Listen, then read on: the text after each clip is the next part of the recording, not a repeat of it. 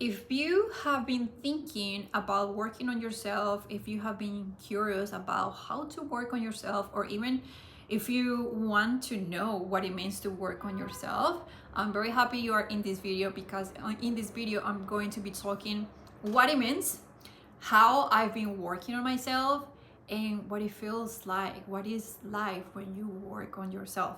I would like to start the video by saying I don't like the term working on yourself, to be honest. People that haven't started working on themselves probably feel resistance to work on themselves just because of the term. Like, it's not a friendly term, it's not a loving. Working on yourself, it's almost like work, we already work.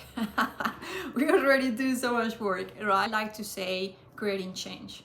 And even if we are not working on ourselves, we're changing things all the time. So it kind of helps people to relate a little better and more to the idea of why not creating maybe more change into my life. How I have done it, I have to say that I'm very happy to share what I have done, but it's always going to look a little different for everyone. And it's important, that's the first thing I want to recommend, to explore different things. So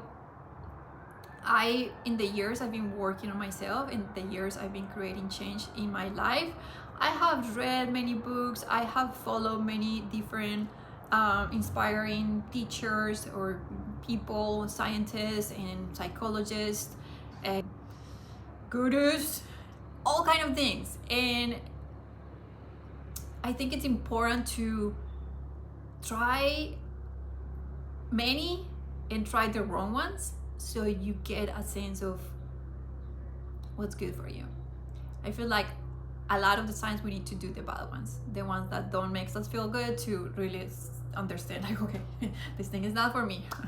If you're new, or maybe if you are already in the process of creating change, give yourself the opportunity to explore different things. The second part about that is very important. We have the tendency, for a lot of us, we have the tendency of putting people on pedestals.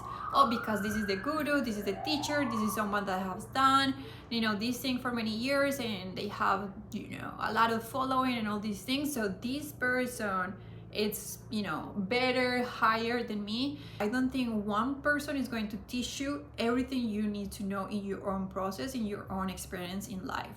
It is important that we allow ourselves to say, okay, right now in my 30s, in the experiences I'm having, this person is explaining things, is teaching things, this book is teaching what I need at the moment. But allow yourself to say, okay, this might be a phase, a chapter in my life, and eventually, when I learn these lessons, where I get the knowledge from this experience, I might have another teacher or another guru, another person coming into my life. The things I have done to create change into my life. So I've been a very active person. I always liked, when I was younger, trying different workouts. I was cycling for many years, and one day I learned about yoga. And I didn't know anything about yoga. I was in my early 20s, and this studio was a little bit more focused on the workout part of yoga than the spiritual aspect of yoga. And I have this memory very clear in my mind when I was doing one of these poses, and it was probably the second month of hearing the teachers. Even if it was a very workout oriented studio, yoga is yoga, so teachers always are going to talk about the teachings of yoga, right? The philosophy and all the beautiful things that are in this practice. So I remember doing this very challenging pose, and the teacher was saying something like, breathe into the discomfort. And I just had that little moment of, oh my God, like, I can apply this to the challenging situation I have in my life. Like, this is not only me experiencing that I can breathe into the discomfort of this pose. Like, I can actually go in my life and be present. And so that's how I started connecting. That's the moment when everything started connecting for me, and I started getting more curious about spirituality. So I want to say that allow yourself to open up to hear what's your calling, what area, what you feel attracted to, where is very present in your life. If you are into books, like think about that book that it feels so special. Feels like it almost like the writer was reading your mind or something like that, or that you got it as a gift and it felt very special. Follow that, but because that probably is going to be your path of entering into this world of creating change and becoming the most authentic version of yourself, to becoming a very version of yourself. I think a lot of people talk about meditation, and meditation for me is very close to me because I grew up with Zen monk dad. But in my 30s, in my life at the moment, I also see that meditation has been creating a lot of separation in the world. Like, it's that complicated thing that takes a lot of time of your life, and people don't know how to do, and there are so many different versions. And lately I feel like a lot of people have been talking about even getting more anxious when they're meditating, so it's kind of confusing, weird, and I'm like, no, it's easier than that. It's not about the posture, the way you sit down to meditate. It's not about the tempo. It's not about the teacher. The meaning of meditation is getting familiar with what is in your mind, what is in your body. So there are many ways to get there. A lot of people use exercise to be in those states of mind where you are connected to the experience, what's in your mind and what's in your body. For a lot of people, sitting down to meditate in those beautiful poses is the way, So I just want to say, it's not the only way, sitting down in the posture of traditional meditation. But it can be, for some people, the right and the only one way. So if you are coming from being a little afraid and thinking, like, oh my God, meditation, like, can we do it in a different way? Know that you can find your own way. The most important thing is that you get to a state where you can get familiar with the experience you are having at the moment. Think about this image we have seen in many movies, where either the person freezes and the world goes really, really, really fast, or the person is in action and everything freezes, right? I'm sure you already have the image. So think about the person frozen and the world moving really fast or moving around this person. That's how you want to feel. Like, you're still and you're observing, you're watching, you're not interacting, you're not saying hello to the people or driving a car. You're not taking action, you're just watching, right? So that's what happens with our thoughts. We have thoughts and we get into the story of the thought and we just go away, or we feel emotion and we start thinking about that emotion. So meditation is the practice of just getting familiar with, observing what's in your body, in your mind, what you are experiencing. It's the same thing as working out. At the beginning, it can be weird. You might not understand it. I'm doing it wrong. So I'm going to add here a very important part. It is learning, getting the knowledge you need. And again, that's different for everyone. I've been following different teachers, scientists, and psychologists. I'm always happy to share the things that I have learned, so feel free to reach out. I'll list the things that have helped me, where I have learned from. But again, don't limit yourself. Feel where you want to learn from. Get curious. Go on social media. Go online. Type ways to meditate, ways to become familiar with my emotions, to become familiar with my thoughts, and see what calls your attention and follow that. It is a very unique, and the more unique, the more authentic it feels, the better, the more benefits. Because a lot of the time we just follow the thing that everyone is following, and that's not authentic to who we are and how we really want to connect with this information, with these practices. So in the moment we start creating that familiarization with the experience we are having, we're going to start seeing, emotions, and we're going to understand where the emotions come from. This is, I'm going to say, it takes practice, but we already know also that some people go to a gym and get very muscly and strong in 3 weeks, and some other people take longer. It's the same thing. We all have different structures in emotional structures and thoughts structures. Like we all come from different experiences in life. So for some people, it can be super quick. So just try it out and see how it goes for you. Commit to practice. It's not with creating change. You're never gonna say that, see anywhere that you can do it one day and take a break for 2 weeks and try it again whenever you feel the call to do it. No, that's just one thing that, and it might sound a little scary, like, oh no, I don't want to do it. It's the best thing. It's the best thing. When we start seeing the results, the benefits, how good it feels, how connected, how expanded, how we get to experience life at the levels we get to experience life, you just want more. So you want to commit. Just at the beginning, yes, it can be a little like, oh, challenging and scary, but believe me, the moment you start seeing results, you are like, I want more. I want to do it all for this feeling, for the ability, the opportunity to experience life this way. The most important part I have seen in my process, and I have seen in other people, and it took me a little bit to get here. I didn't see it at the beginning. Having a group of people / community / tribe. And we all know that that's how everything started for humans, right? We were part of a tribe, and that hasn't changed. Like, that's why we still create families. It's part of the nature of humans. Yes, we can do a lot of things by ourselves, but you can do way better and way more when you are in that tribe of people. There has to be, of course, people that have the same purpose, right? You can create your group of friends. Just make sure that everyone has the same level of commitment. I think that it's hard to do. I feel like the things that work the best are, communities on different. There are a lot of them in these days, and a community where you're learning also, where they're the piece of getting the knowledge of what you're doing.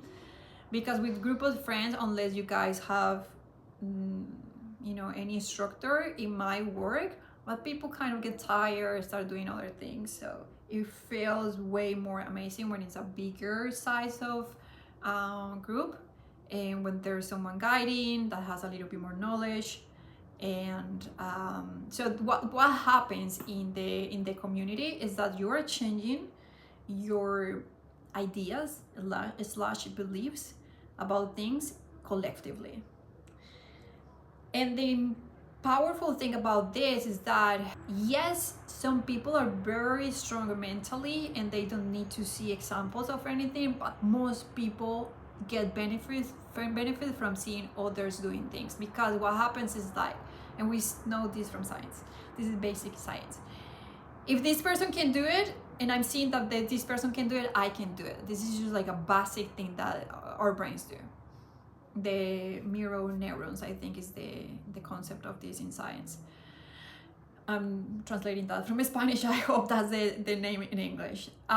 So we are seeing how other people are changing, maybe people that are a little more advanced in some areas. So you're constantly inspired.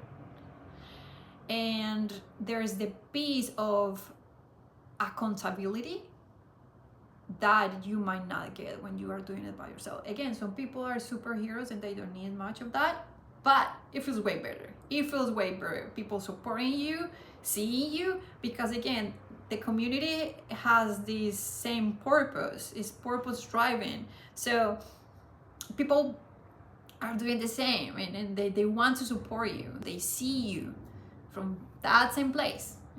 It's very powerful. It's extremely powerful. And the last part of the community or the tribe is that you're reinforcing. Doing it by yourself, again, yes, you might do it, but you're doing it here collectively. So let's say one of the biggest things I've been changing I've been very actively creating the change of not being a perfectionist, and now I'm with a group of people that are exactly working on that as well. So seeing how the other ones are getting improvement inspires you constantly. Okay, oh God, they are seeing it from this angle, they are applying it in this way in their life, like I want to do it too. And they see you and they celebrate, you're like, oh my God, like it's a good feeling. It's a really good feeling. There are many things in life that give us great feelings. It is a really amazing feeling. Shares your talents / gifts, name it the way you want. Besides your job, besides everything, besides being a mom, besides everything you already do, we all have things to give. It can be caring and being loving. That can look in many different ways. Why this is important? Because these give us this sense of purpose. This give us a vision.